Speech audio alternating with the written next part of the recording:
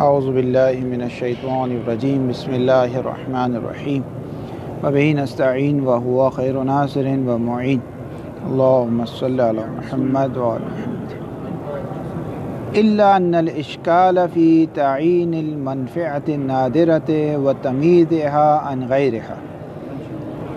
اب بحث یہ ہے کہ کیسے معلوم ہو کہ آیا یہ یہاں تک حل ہو گیا کہ منفعت نادرہ کو شارع نے کل عدم قرار دیا، اور اگرچہ شیخ کہتے ہیں اگر یہ ہمارے پاس اجماع نہ ہوتا تو پھر کوئی اور دلیل نہیں تھی کہ منفعت نادرہ میں مسئلہ ہو، کیونکہ منفعت نادرہ میں بھی اگر ایک عاقل شخص کسی بھی غرض کی وجہ سے ولو یہ کہ غرض شخصی ہو اس کے لیے اگر پیسے دینے پر آمادہ ہے تو عقل المال بالباطل صدق نہیں کرتا، لیکن چونکہ شارع نے منفعت نادرہ کو کل عدم قرار دیا اور کہا ہماری نگاہ میں کوئی منفعت نادرہ کی کوئی حیثیت نہیں ہے اور منفعت نادرہ ایسی ہی ہے جیسے اس کے اندر کوئی منفعت نہ ہو، تو پھر عقل مال بالباطل صدق آتا ہے، ورنہ کوئی صدق نہیں آتا۔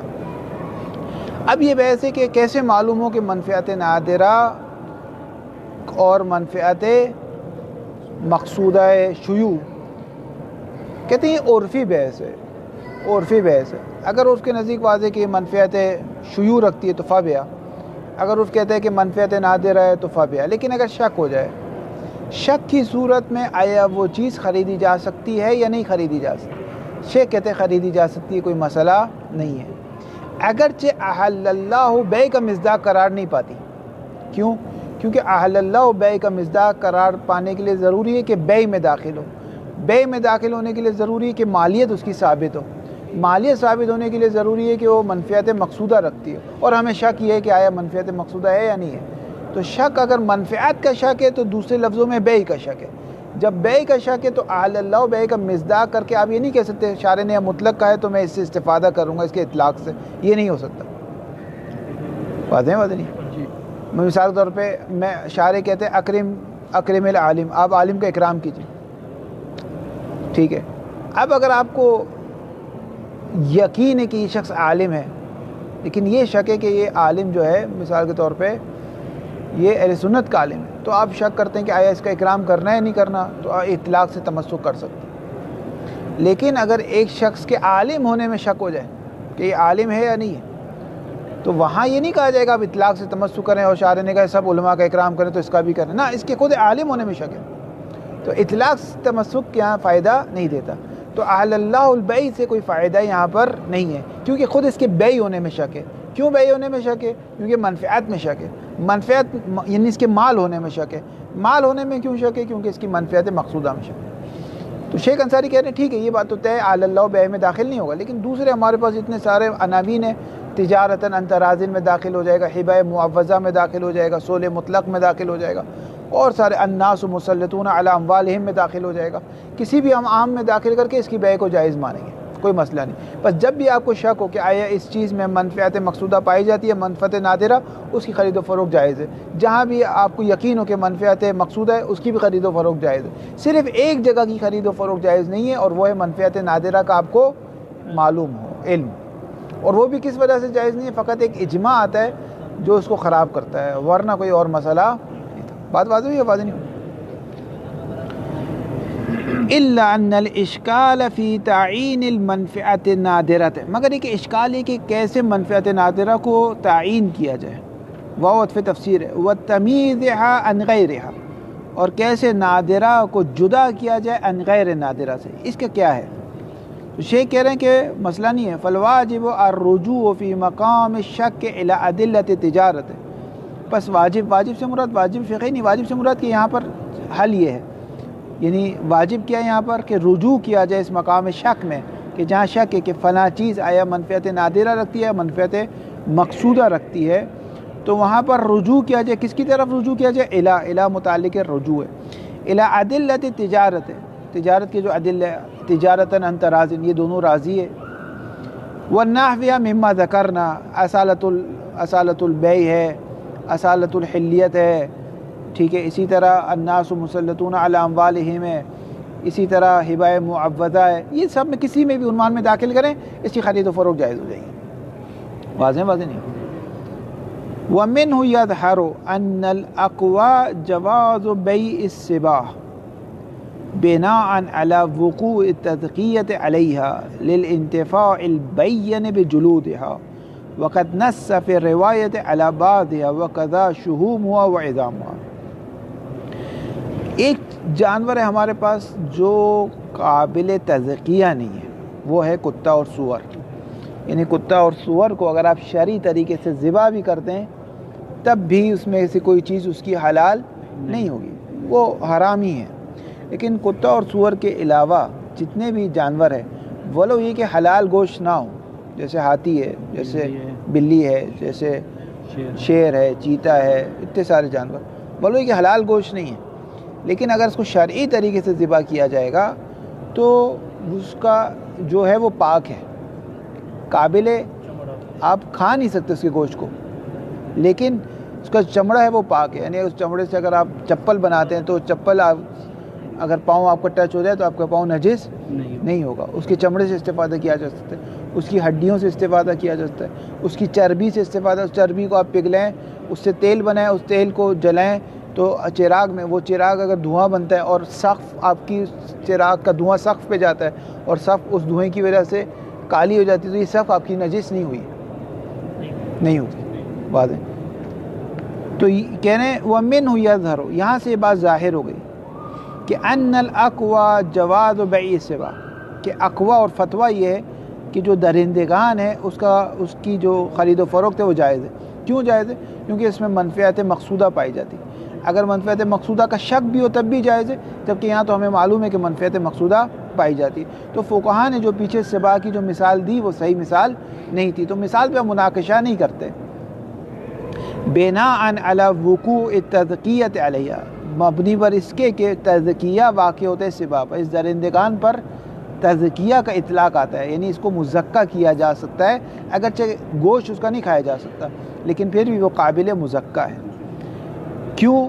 لانتفاع یہ انتفاع دلالت جواز کی، کیوں جائز ہے؟ للانتفاع البین بجلودها، کہ واضح روشن انتفاع ہے، بالکل واضح ہے کہ آپ اس منفعت سے فائدہ اٹھا سکتے ہیں بجلودها، اس کی اسکن سے۔ اسکن سے آج کتنے کام ہوتے ہیں، جیکٹ بنتے ہیں، یہ سب بنتے ہیں، یہ سب پاک ہو جائیں گے۔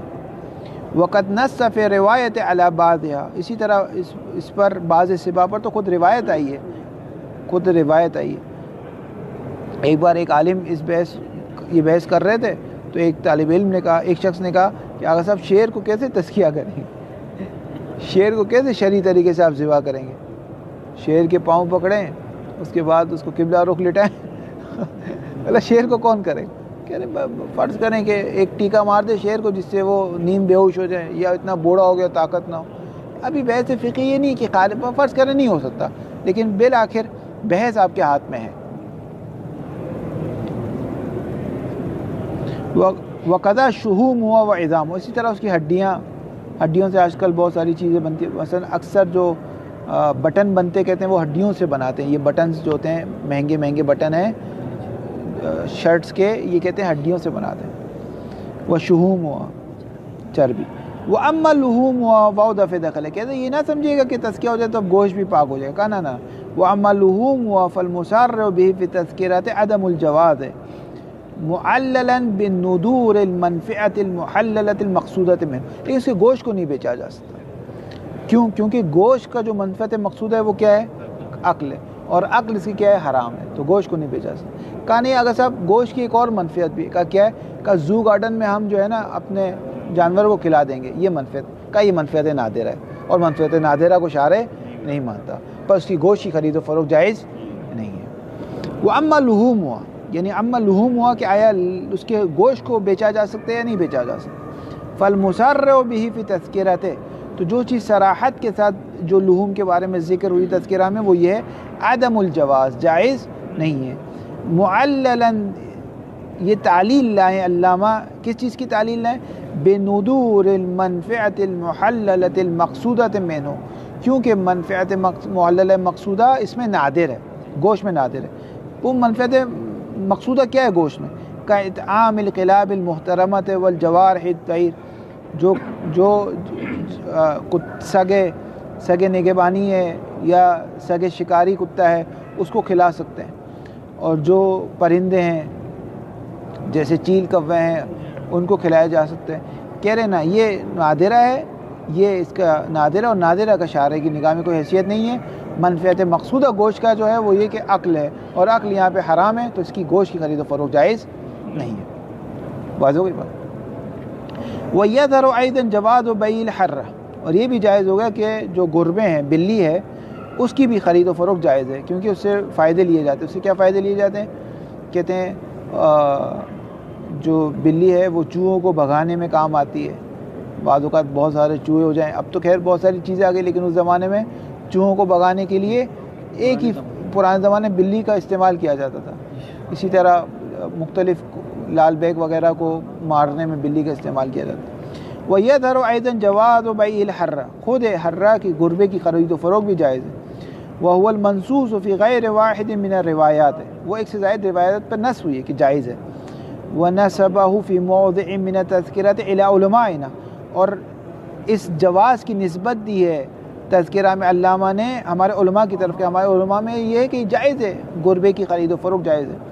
بخلاف القرد, بخلاف بندر کہ اس کی خرید و فروخت جائز نہیں. مطلب کیا ہے اس میں, کیا چیز؟ تذکرۃ العلماء ونسبہ, اس ہمارے شیعہ علماء, ہمارے علماء کی طرف نسبت دی جواز کی علامہ علی نے, کہ علامہ علی کہتے ہیں ہمارے یہاں جائز ہے گربے کی خرید و فروخت.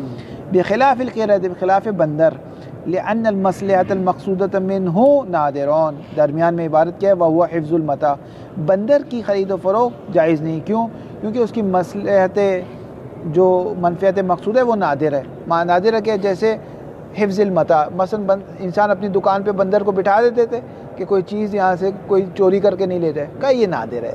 بندر اس کام کے لیے ہو یہ بہت نادر ہے, یہ کوئی عمومی اس کی منفعت. لیکن بلی اس کام کے لیے ہو کہ چوہوں کو بھگائے, یہ اس کی عمومی منفعت ہے. ہاں خود الٹا لے جاتا ہے وہ, لیکن وہ ٹرین ہوتے ہیں نا بندر, بعد وہ ٹرین ہوتے ہیں. سما کے ذریعے سے بحث کر رہے ہیں کہ جس کی منفعت نادرہ ہوتی ہے تو کیوں نادرہ ہوتی ہے. کسی چیز میں منفعت نادرہ ہوتی ہے تو کس وجہ سے, یعنی اس کی سبب کیا ہے, علت کیا ہے. کا سبب یہ ہے کہ منفعت نادرہ ہونے کا ایک تو سبب یہ کہ وہ چیز خصہ ہوتی ہے, پست ہوتی ہے, بے ارزش ہوتی, پست ہوتی ہے. ٹھیک ہے. دوسری چیز کیا ہے, دوسری کی قلت ہے. دوسری کیا ہے انہوں نے بیان کی کہ قلت ہے. جیسے آپ جب وہاں جائیں چاول لینے جائیں تو چاول کا ایک دانے کی کوئی منفعت نہیں ہے, ایک دانے کی, اور ایک دانے کی خرید و فروخت نہیں کرتا. دانہ ایک ہے لیکن اس کی خرید و فروخت نہیں ہوتی, قلت کی وجہ سے نہیں ہوتی, بعض اوقات خست کی وجہ سے نہیں ہوتی. لیکن ان دو میں فرق ہے. قلت میں وہ مالیت نہیں ہے لیکن ملکیت ہے.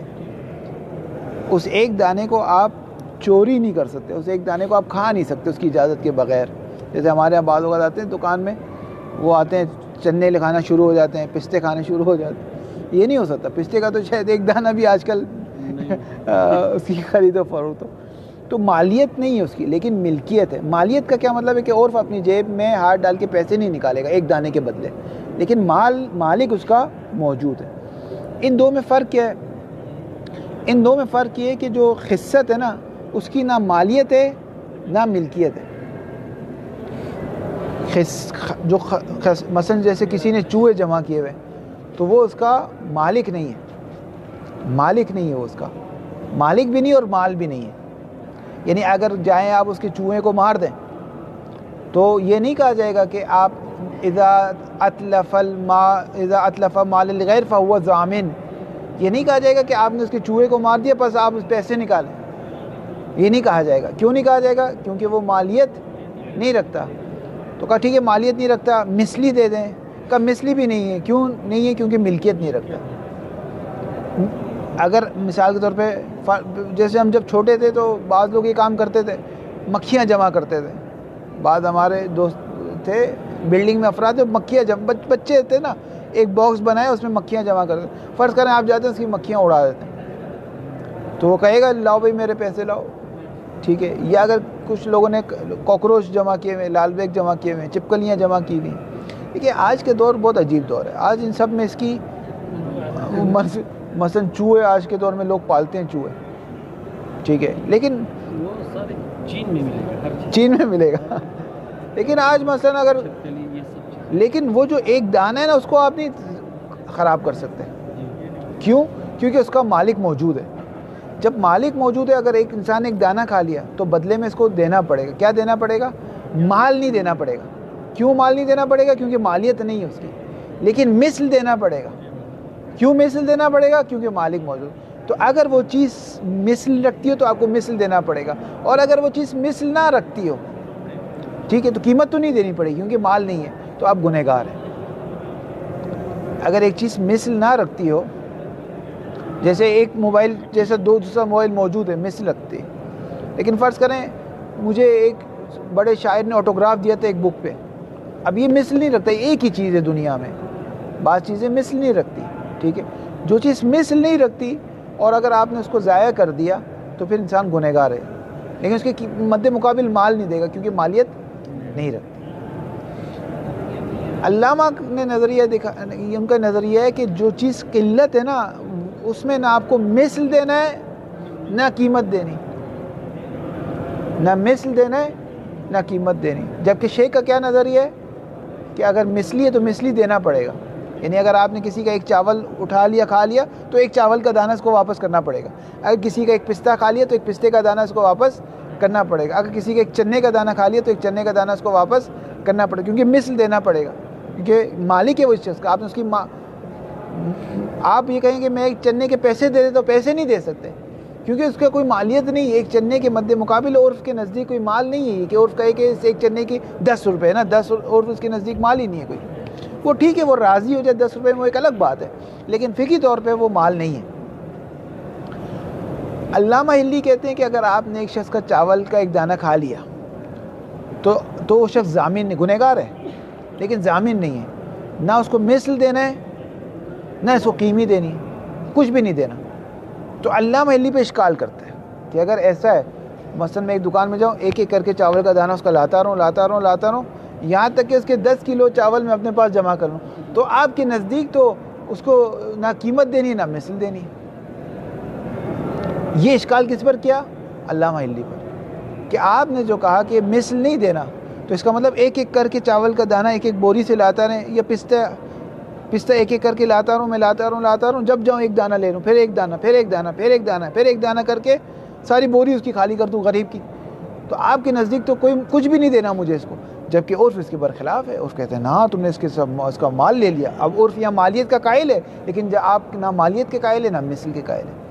تو شیخ انصاری کہتے ہیں علامہ پر جو اشکال کیا گیا صحیح نہیں کیا گیا. شیخ انصاری علامہ کے دفاع میں آتے، وہ کہتے ہیں علامہ بھی یہ نظریہ نہیں رکھتے، تدریجی تلف کو نہیں مانتے. وہ کہتے ہیں ایک دانہ لے لیا تو ٹھیک ہے، نہیں کہ ایک دانہ کر کے تم نے پوری بوری جمع کر لی، اس کو نہیں مانتے.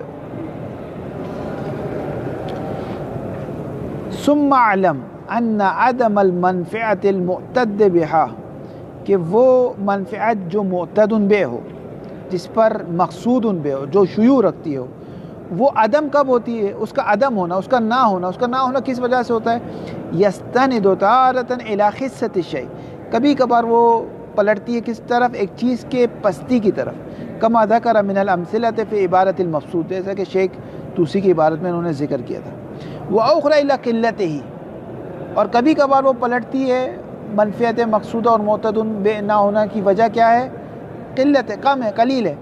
کا جزء یسیر من المال، جیسے مال کا ایک جزء یسیر، ایک دانہ چاول، لا یبذل فی مقابلہ معلوم، کہ اس ایک چاول کے دانے کے مد مقابل کوئی مال بذل اور خرچ نہیں کیا جا سکتا. کحبۃ ہنتۃ، جیسا کہ ایک ہنتا اور گندم کا ایک دانہ. واضح. اور بعض اوقات زیادتی بھی ہوتی ہے، جیسے ذرات، ریت کے ذرات اتنے زیادہ ہیں کہ ایک ذرے کی کوئی حیثیت نہیں ہے. لیکن فرق ہے، اول اور دوم میں فرق ہے. اول کیا تھا؟ خصہ، دوم کیا ہے؟ قلت. خصے میں نہ مالیت ہے نہ ملکیت ہے، جبکہ قلت میں ملکیت ہے، مالیت نہیں ہے. والفرق ان الاول لا یملک، اول کا مالک نہیں بن سکتا. یعنی ایک شخص یہ نہیں کر سکتا کہ میں نے اتنے سارے چوہے جمع کر لیے، میں اس کا مالک ہوں، یہ نہیں کہہ سکتا. مالک نہیں.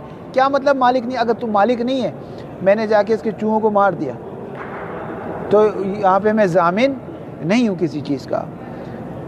والفرق ان الاول لا یملک، اول کا مالک نہیں بن سکتا. ولا يدخل تحت الید, تحت ید واقع نہیں ہو سکتا ہے. وہ یہ نہیں کہہ سکتا یہ میرے انڈر ہے, یہ میں اس کا مالک ہوں, یہ نہیں کہہ سکتا. کما عرفت من التذکرۃ بخلاف الثانی, برخلاف الثانی جو قلت ہے, جیسے چاول کا ایک دانہ, گندم کا ایک دانہ, فإنه یملک, وہ یملک مالک بنے گا, تحت ید ہوگا, اس کے اختیار میں رہے گا, اس کے ہاتھ میں رہے گا, اگرچہ مال نہیں ہے, اگرچہ مالیت اس میں نہیں ہے.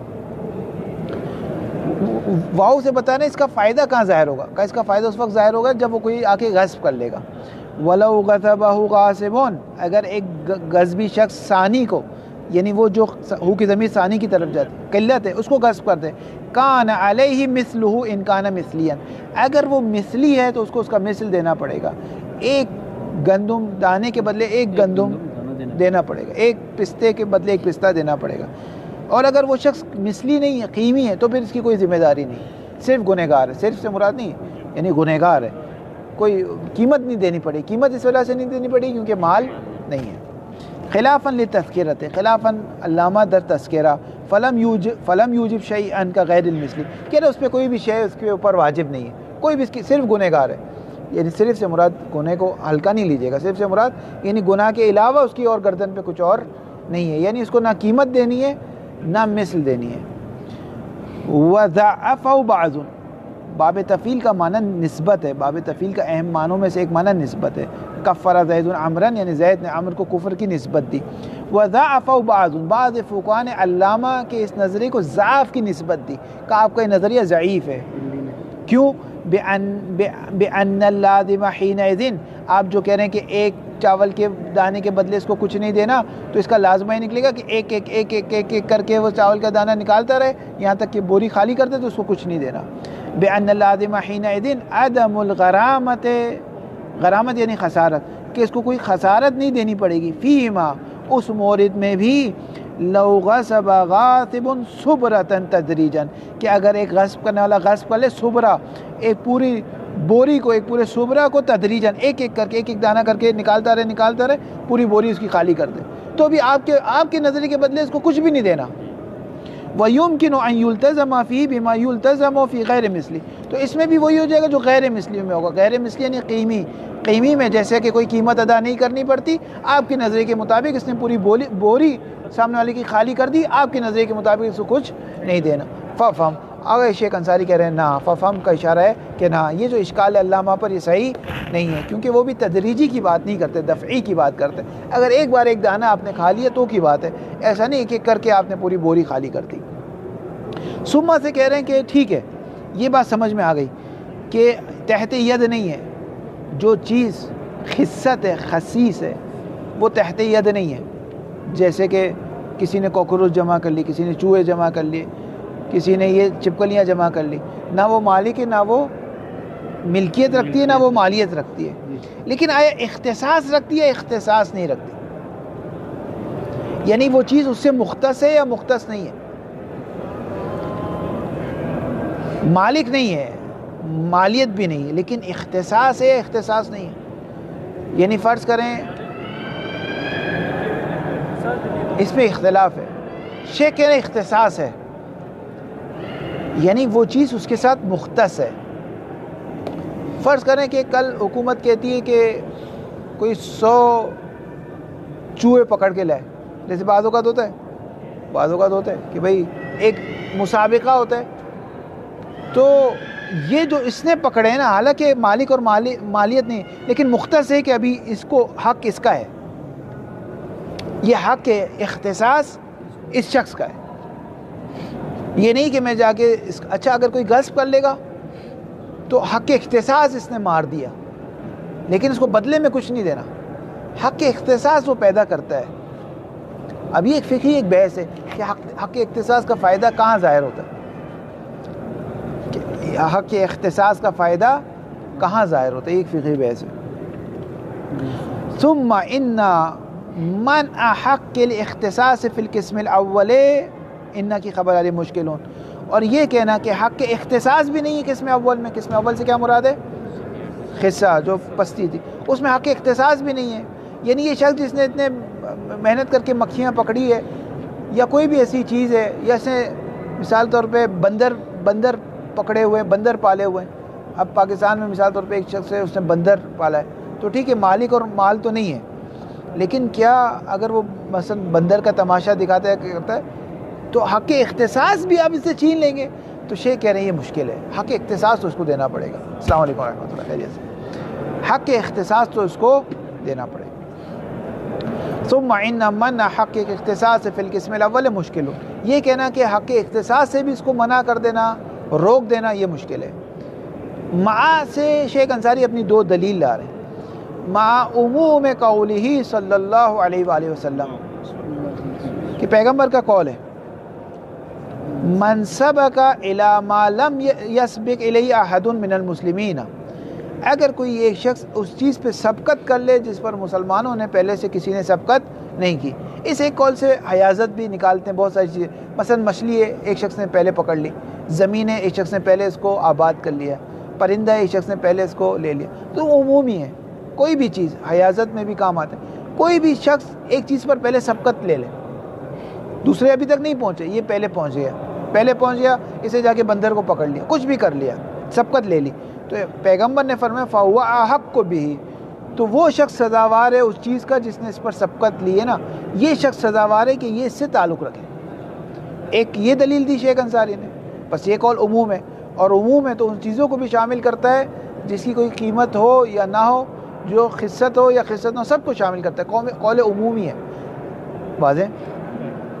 ایک یہ دلیل دی، دوسری دلیل دی ما عد اخذہ قہرا ظلما عرفا، کہ ما عد اخذہ، کہ اگر آپ جائیں کسی کا بندر لے لیں، یا اس نے چوہے پالے ہوئے تھے، چوہے آپ اس کے بھگا کے لے جائیں، بلیاں پالی ہوئی تھی بلیاں لے جائیں، یا اس نے کوئی بھی ایسی چیز ہے اس نے رکھی ہوئی تھی، آپ اس خصت تھی جو خسیس تھی، وہ اگر آپ بلیوں کی مثال نہیں، کیونکہ بلیاں میں وہ منفیت مقصودہ کے قائل ہے۔